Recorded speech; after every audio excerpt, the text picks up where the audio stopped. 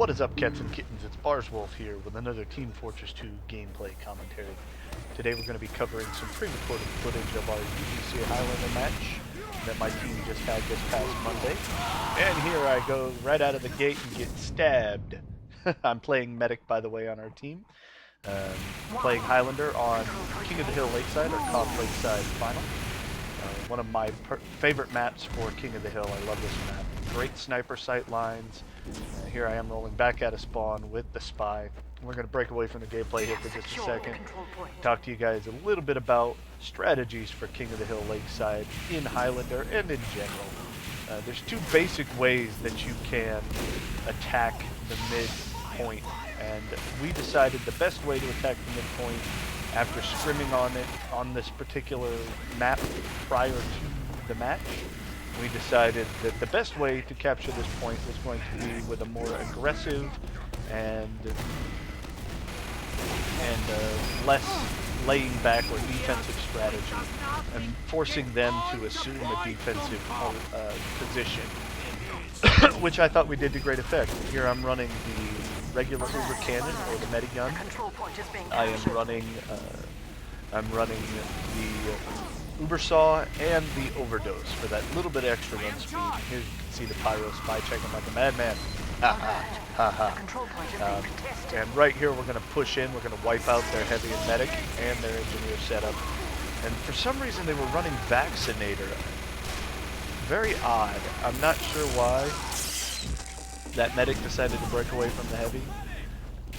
But it is a viable option, but when you're facing an Ubered heavy coming down your throat and you're facing multiple types of damage, very, very difficult. And I think that our aggressive stance that we took really rocked them back on their heels. But to their credit, after 2 rounds of pretty much domination, they came back, and they came back strong, and they won 2 rounds in a row. So they did very, very well.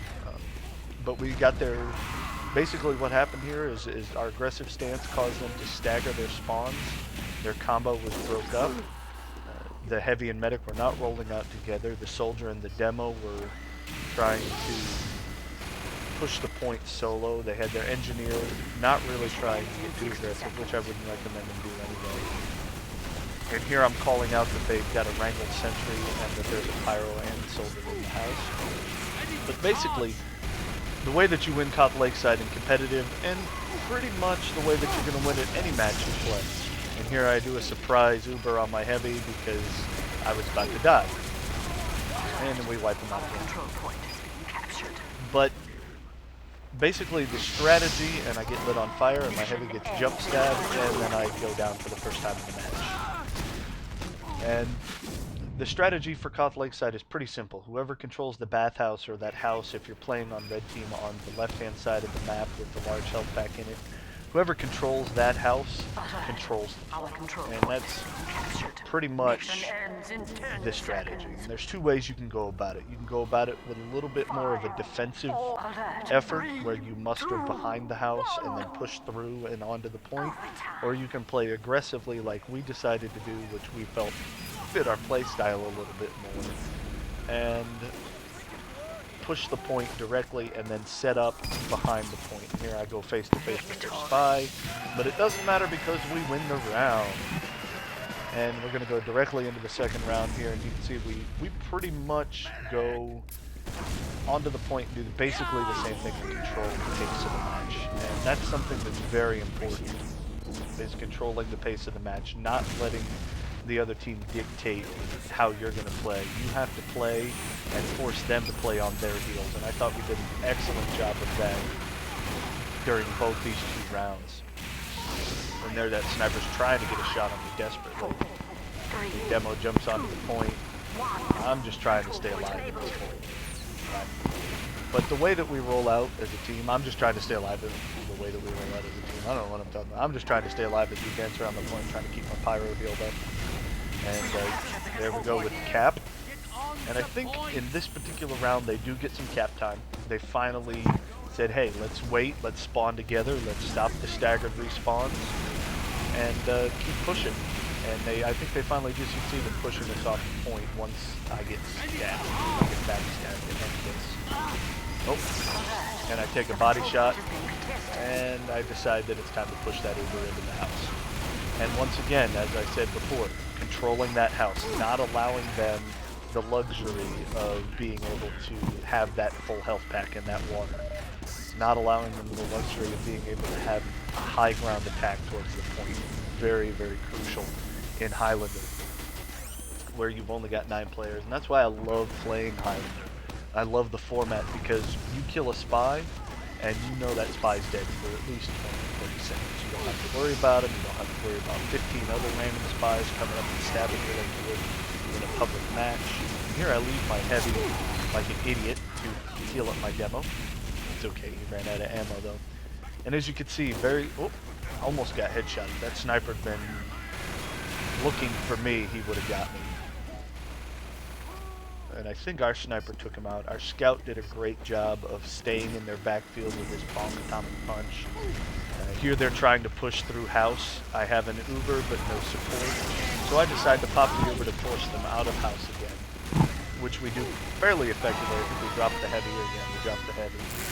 And then we get rid of the sticky trap with the remainders of our Uber, which allows us to... Oh, and here the soldier tries to dive bomb.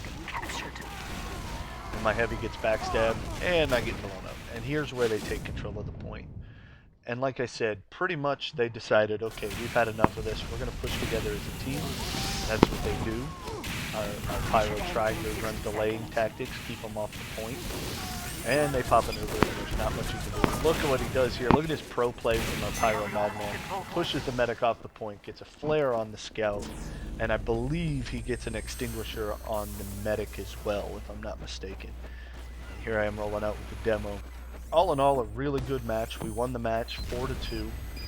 Jumped out to an early lead at 2-0. They came back, won a round for the 3rd round. We had our halftime, as per usual. And then they scored another round, and we scored 2 more victories in a row to secure the match. But all in all, I thought it was an excellent job by our team, pushing forward, being very aggressive, denying control of the house, following the strategy that you laid out. And that's something that's very important if you're going to be in competitive, is following that strategy, staying with it, staying disciplined, and doing what you set out to do, and not allowing the other team to dictate the pace of the match.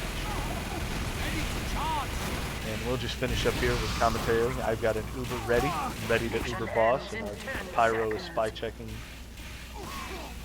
We're taking shots, Spy comes in with us, gets lit. I take the sandwich, and I don't even need to use the Uber. And that's going to wrap up the commentary, guys. Hope you enjoyed it. Y'all take care, and I'll see you when I see you.